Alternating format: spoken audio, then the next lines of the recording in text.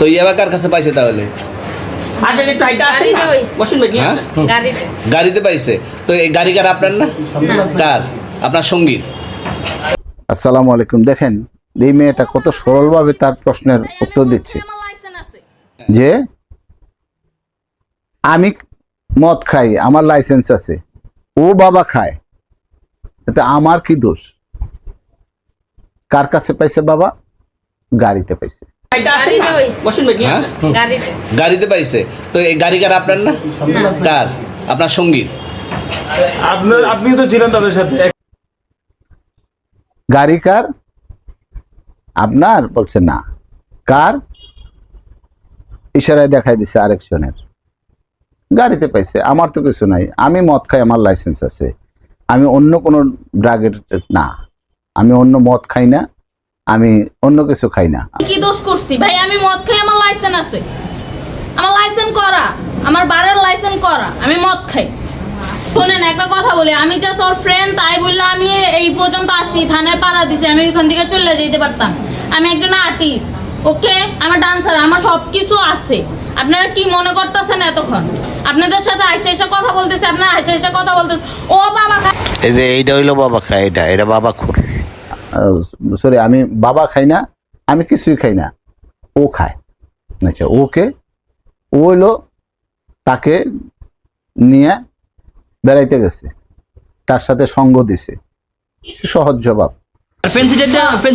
না, এগুলো কোনো কিছুতে আমি আসক্ত না। আপনার সঙ্গীর নাম কি? আমি ট্যুর দিতে আইছি। সঙ্গীর নাম ভাই কি? ট্যুর দিতে আইসা যে আপনাদের এখানে যে তার সাথে সঙ্গ দিছে, সহজ জবাব। তো বলছে যে ব্যবসা কতদিন চলবে?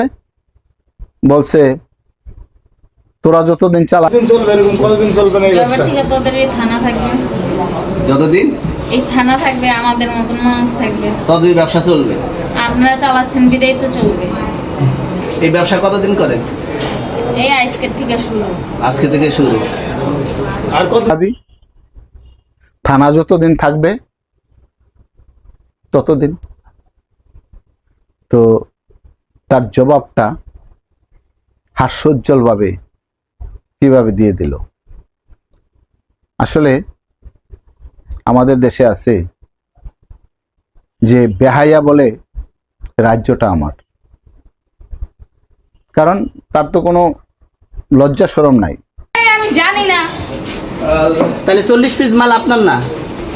না আপনি আচ্ছা, এই তো আপনি এটা ধরলে পার্সেল করে সুন্দরভাবে বলছি। আচ্ছা, এটা আনছি কোন জায়গা থেকে? একটু এটা আনছি কই জায়গা? ওনাদের এরকম আজব প্রশ্ন আনছি কোন জায়গা থেকে? মালটা আনছি কোন জায়গা থেকে? না আমি দিব না। আচ্ছা ওখানে নিয়ে আসেন। সে বাবা খায় না, মদ খায়, লাইসেন্স আছে, সে ডান্সার, হোটেলে ডান্স করে, সে মাদকদ্রব্য সেবন করে না, মদ খায়, লাইসেন্স আছে।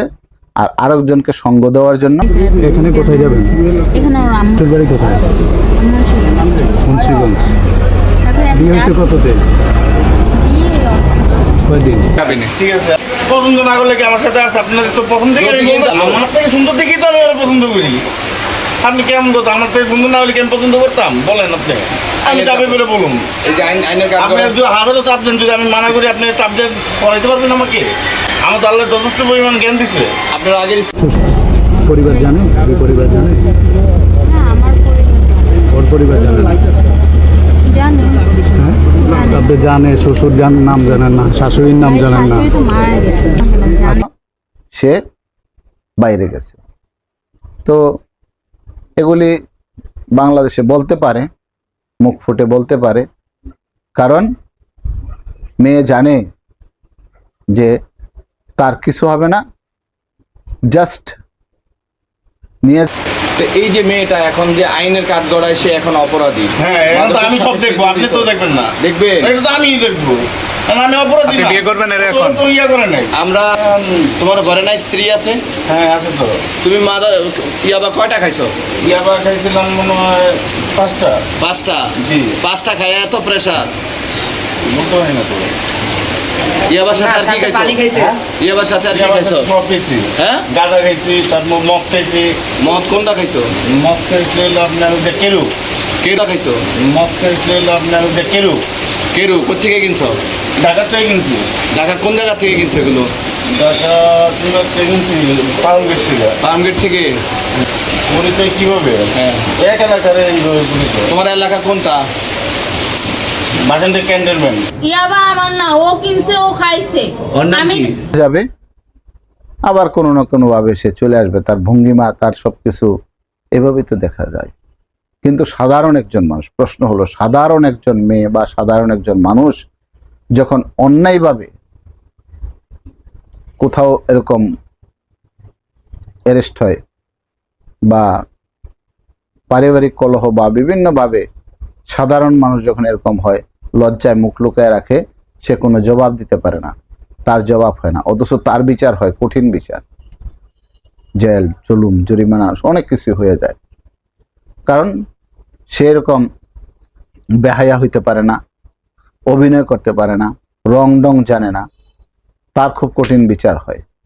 তো বিচার হওয়ারই কথা, কারণ নম্র ভদ্রতার জগৎ এখন নাই, এখন অন্য ধরনের দুনিয়া হয়ে গেছে, ডিজিটাল যুগ, ডিজিটাল মানুষ, ডিজিটাল সবকিছু।